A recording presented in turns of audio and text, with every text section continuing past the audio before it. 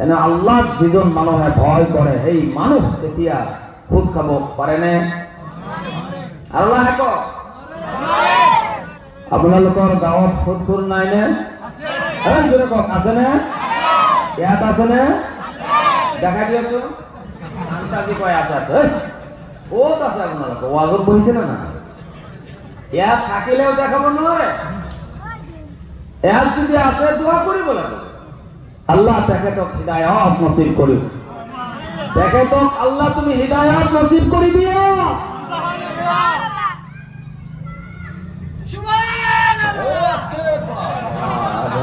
পিছৰ পৰা কোন মাশাআল্লাহ। মুছলমান ভাই বন্ধুসকল,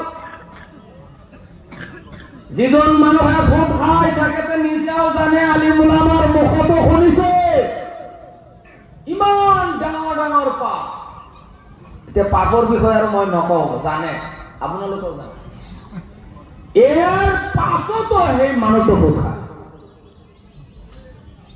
এতিয়া কওক, এই মানুহটোৰ অন্তৰত আল্লাহৰ ভয় আছেনে?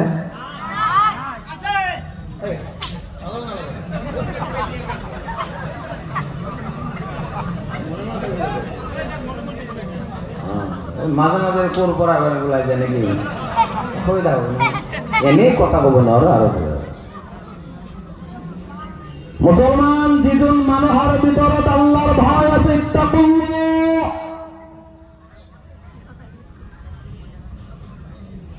যেই মানুহটোৱে আল্লাহ ভয় কৰিব,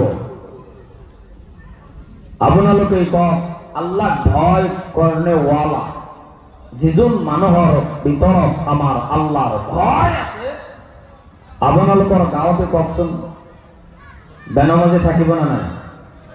বেনামাজি থাকিব নে? আল্লাহ যিজন মানুহে ভয় কৰে সেই মানুহটো কেতিয়াও বেনামাজি হৈ থাকিব পাৰে নে? জোৰে কওক, পাৰে নে? আপোনালোকৰ গাঁৱত বেনামাজি আছে নে নাই? আছে নে? আৰে আছে মানে ঘৰে ঘৰে আছে।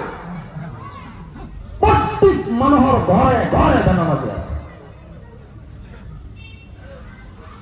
মা পড়িলে দেউতা পড়িলে, বা দেউতা নামাজ যদি পড়ে মা নপড়ে, যদি মা পড়ে দেউতা নপড়ে, লড়া পড়িলে ছোৱালী নপড়ে, ছোৱালী পড়িলে লড়া নপড়ে, মোটামুটি বেনামাজি আছে। আছে মানে ৮টা ৯টা লৈকে তো টুকুনি মাৰে। আপোনালোকৰ গাঁৱত মাৰিব নোৱাৰে।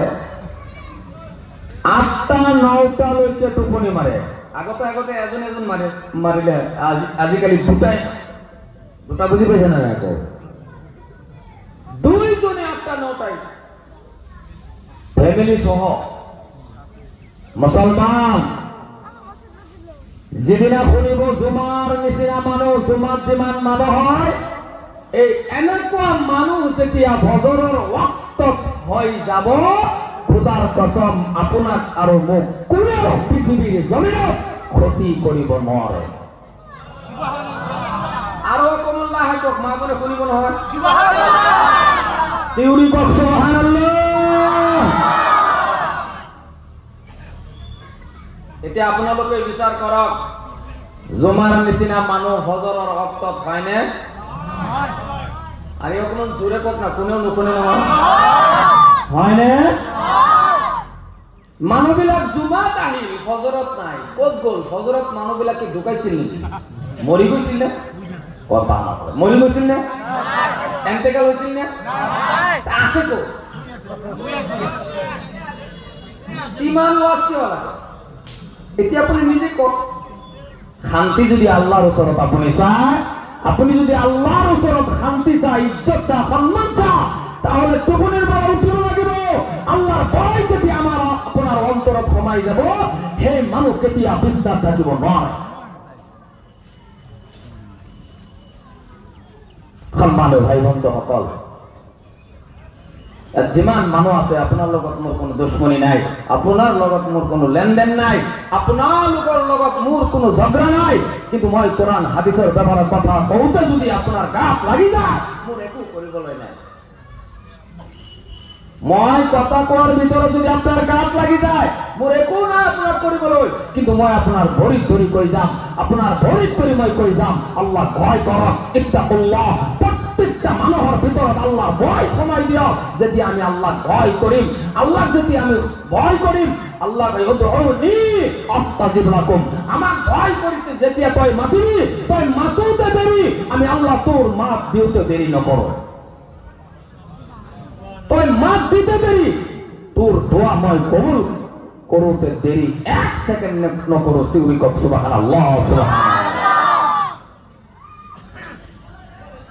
সম্মানীয় ভাই বন্ধু সকল, মুসলমান আজি ইয়াত যুৱকৰ জনসংখ্যা বেছি আছে। মৰমৰ যুৱক, যদি তোমালোকে আগতে নমাজটো ধৰা, নামাজ পঢ়িবলৈ তোমালোকৰ মন নাযায় কিয়? আজি যদি লগত টুপিটো রাখা টাইম হয়ে গৈছে, নামাজ পড়া, কোরআন মোতাবেক চলা। এর যিমান মানুষ আছেন, আমার মাজত কোরআন আছে, কিন্তু কোরআন দূৰত, বস্তু দূৰত।